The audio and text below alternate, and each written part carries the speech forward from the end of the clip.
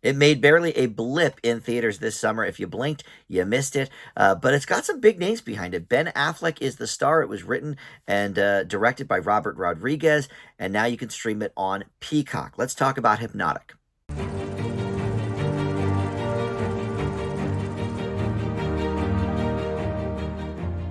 Hey guys, Dan here. This is Dan Reviews It, and welcome to my spoiler-free review for the movie Hypnotic. This was out for like a week over the summer, but it is now available on Peacock for free if you happen to have that streaming service, and you can check it out there. We'll get into the specifics here of this movie in just a moment and find out maybe why they sort of shuffled it out of theaters as quickly as it arrived. But first, let me welcome you into Dan Reviews It. Thank you for finding this video. We do movie and TV reviews here, and I try to post something new just about every day. So always a lot to check out. Please consider subscribing and even hit that notification bell so you get alerted for all my new video drops. But if you're already a subscriber or you don't want to have another subscription to your YouTube, just like this video or comment down below. All that stuff, of course, does help the channel out as well. So let's start with this. This movie is a complete mess. I can see why they sort of threw it into theaters. I didn't even really know that it existed, but a friend of mine does the surprise movie Mondays that Regal does. I think they do it once a month or once every 2 weeks or something. But it's, they basically, you pay $5, you don't know what movie you're going to see, but it's always like a sneak preview movie. And they hope, I guess, that word of mouth will be good or whatever. So this was one of the ones that he had seen, and he called me and said, "Oh my God, this movie is terrible." But the audience seemed to like it. They clapped at the end, whatever. What am I missing? And so I was going to go see it, and it was at my theater for a week. And so I'm like, well, I didn't get to see it, so I can't tell you what I thought. But now that it's available on Peacock, I'm like, okay, I like Ben Affleck a lot. So I figured, all right, I'm gonna see what this is all about. We don't always agree on movies, him and I, but this is terrible. This is a turd. And so the basic premise. Let's start there, I guess. So essentially, Ben Affleck plays this detective whose daughter had gone missing a while before. So he becomes sort of invested, obviously, in the mystery of that. But with that, he uncovers this secret government program while investigating a series of crimes that are mind tweakers, reality bending crimes, as they say. And so this is basically Inception, okay? It's Inception light, it's Inception horrible, whatever you want to call it. That's the most obvious comparison. I think there's some shades of other things, including Memento, which is that Christopher Nolan too? I think it is. This is basically a Nolan ripoff, but with much worse effects and much worse everything. Now, I admit I have not seen Inception since theaters. I've only seen it once, but I loved it, and obviously some of those visuals really stick with you.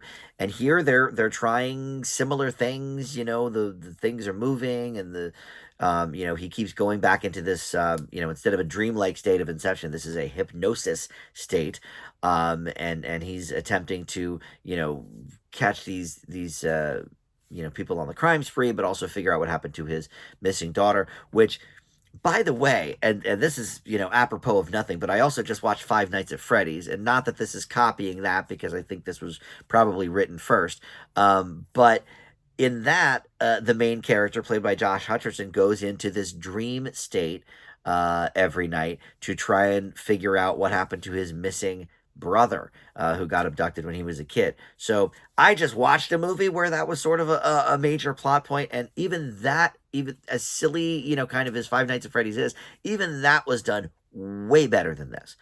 Robert Rodriguez really on a bad streak lately. He did Spy Kids Armageddon earlier in the year, which I just graded a couple of weeks ago. That was on Netflix, and I think that was a D plus for me. Very, very bad there. But he is really putting a lot of stock in his children to help him with these movies. And while that may work if your children are talented, I'm not sure that these are. Now, the screenplay was co-written by Rodriguez and Max Bornstein, so his kids weren't a part of that. But Rebel Rodriguez did the music, which is I don't know. It's just very basic and a bit overpowering in some of the scenes. And then his other kid, Racer Rodriguez, who I think co-wrote the Spy Kids movie. He was a producer of this, so it's like, just, I don't know, man. Let your kids just be kids, and well, they're probably grown by now, but in any event, they're just not talented. So kind of 86 now. Or are these projects just that bad? I don't know. But Robert Rodriguez is writing or co-writing these projects too, so maybe he's lost a bit of his touch as well. I'm not sure. And then Ben Affleck, man, he is like sleepwalking through this movie. I mean, I have seen him give some performances that maybe he didn't pour his whole heart into, but I mean, does he care at all about this character and the plight? I don't know. Now, I guess one could say because his whole thing in this movie is being under hypnosis, that okay, maybe that's sort of the directive he was given by Rodriguez, is just, be kind of not present, and what, I don't know, but it's tough to watch because Ben Affleck is a great actor. We've seen him give so many really good performances, and it certainly seems like his character does not know what he's doing. And I understand that for maybe part of it, but at one point they say, "Oh, we're gonna put him in for the 13th time." He asked like, "Oh, how many times have I done this?" And they said 12. Okay, put him under for the 13th time. So he's been through this. So does he reset every time? Like, it's just, the rules don't make a whole lot of sense. The acting is not great, and just the visuals. Like, when you think about the fact that Inception was made what, 12, 13 years ago, something like that. I mean, granted, okay, it's Christopher Nolan. He had a much bigger budget. I understand that, but um, we also can do a lot more now with a lot less money. 10 years on, Inception looks like leaps and bounds better than this.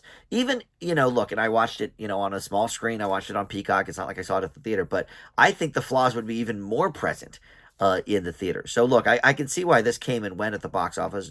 Nobody really had heard about it. There was not a lot of ads or anything. I never even heard of it until my friend said he saw it at the Movie Monday thing.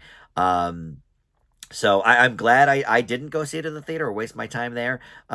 This is a very bad movie. I leave Hypnotic with a D. If you are so inclined, you can check it out on Peacock. But you know what? I'm sure Inception is streaming somewhere too. Just check that one out instead. I will say this is much quicker than Inception. I think this is like an hour and 33 minutes. So okay, great. If I could say one positive thing about it, it's that it's got a short runtime, I guess. All right, thanks for watching Dan Reviews It. We'll see you next time. Bye.